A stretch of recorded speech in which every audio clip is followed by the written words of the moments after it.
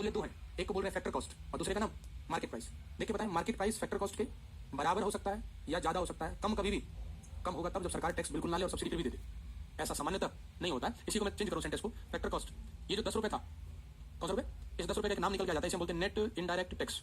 क्या नाम है, टैक्स जो लगाया और सब्सिडी माइनस कर दी, जो अमाउंट बचा उसका नाम। ये टैक्स कौन से टैक्स थे, इनडायरेक्ट टैक्स।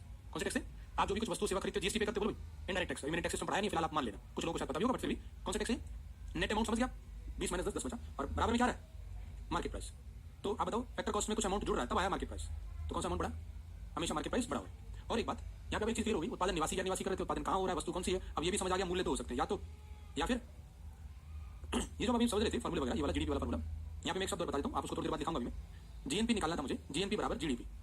गैर निवासी जो घरेलू सीमा से पैसा लेके गए, देखना मैं सही बोल रहा हूँ कि जल्दी जल्दी में निवासी गैर निवासी बोल रहा ना बोल दो। गैर निवासी जो घरेलू सीमा से आए लेके जा रहे हैं और निवासी जो घरेलू सीमा के बाहर से कारक आए, इन दोनों का जो प्लस माइनस करके जो अमाउंट बचेगा उसे टेक्निकली बोलते हैं net factor income from abroad. कौन सी इनकम, factor income from abroad. Hindi नाम आसान है आपके लिए, आसान समझना नाम।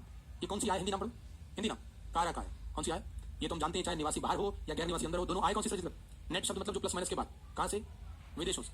नेट फैक्टर इनकम हिंदी में विदेशों से प्राप्त शुद्ध कारक आय। आप जो बताओ इसका मीनिंग क्लियर हुआ, ये प्लस में भी आ सकती है और माइनस में भी। चेक करो, क्या जरूरी है प्लस में आए, ये जरूरी माइनस में आए, ये डिपेंड करता है रेमिटेंस ज्यादा है या ये गैर निवासी वाला पैसा ज्यादा है।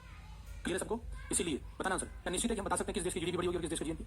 हमें उसके आंकड़े चाहिए, उस देश के लिए हमें आंकड़े चाहिए कि जीडीपी में से बाहर कुछ आवाज आ रही लगता है, नहीं अंदर आवाज नहीं, बाहर को माइक चल। इधर देखो, जीडीपी और जीएनपी कौन सा अमाउंट बड़ा होगा, ये निर्भर करता है net factor income fraud abroad पर, एनएफआई शॉर्ट में इसको बोल देते हैं, हिंदी नाम विदेशों से प्राप्त शुद्ध कारक है। फिर से बोल रहा हूं, यहां मैं प्लस माइनस साइन लगाऊंगा, कितनी मैथ समझ आ रही होगी आपको, ये प्लस भी हो सकती है और आगे एक फॉर्मूला हमने ये समझ लिया। दूसरा फॉर्मूला जो मैं भी आपको बता रहा था मार्केट प्राइस और फैक्टर कॉस्ट का। तीसरी बात और सुनते हैं, इसी परिभाषा को फिर से यूज करते हैं।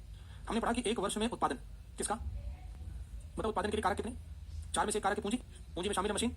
आंसर बताओ, मशीन की जो क्षमता होती है हर साल धीरे धीरे, उसे अगर माइनस नहीं करेंगे तो प्रॉब्लम हो जाएगी, टेक्निकली गलत हो जाएगी। मशीन के उस अमाउंट को माइनस करना पड़ेगा। जैसे किसी को समझ आ रहा हो तो मैं बताता हूँ, इस साल हमने मशीनों की सहायता से उत्पादन किया और जो टोटल मूल्य आया, मैंने माना कि 1 लाख रुपए का उत्पादन हो गया, कितने का।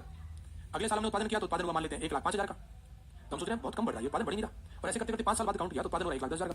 हम देख रहे उत्पादन नहीं बढ़ रहा, पता नहीं क्या हो गया। लेकिन हम एक चीज भूल गए, हम केवल इसकी ग्रोथ चेक कर रहे हैं, हमें ये भी देखना चाहिए मशीन की वैल्यू में भी कुछ, तो हमें दिखेगा ज्यादा ग्रोथ हुई है। दूसरे शब्दों में, जब हमारी मशीन की कीमत, नई मशीन ली थी हमने 90,000 की, तो हमने उत्पादन किया तो 10,000 का लाभ हो रहा है। अगले साल भी अगर हम अपनी मशीन की कीमत 90,000 मान लेंगे तब तो हमें लाभ कम नजर आएगा, लेकिन रियल में अगले साल मशीन की कीमत 80,000 होगी, कुछ घट गया होगा, नंबर ऐसे मानो, तो हमें दिखेगा लाभ नेक्स्ट ईयर मशीन की कीमत। और मुझे बताने की जरूरत नहीं, आप सब लोग बहुत बड़ी बात परिचित है कि बाइक आपने खरीदी, नई बाइक 1 लाख की थी, 1 साल बाद आपके तारे पुरानी हो गई, उसको कोई 40-50,000 में खरीदेगा, उससे ज्यादा क्या मिलेगा, क्या हो जाता है मशीन की कीमत, बाइक की कीमत घट गई, डेप्रिसिएशन, हिंदी वर्ड मूल्यह्रास।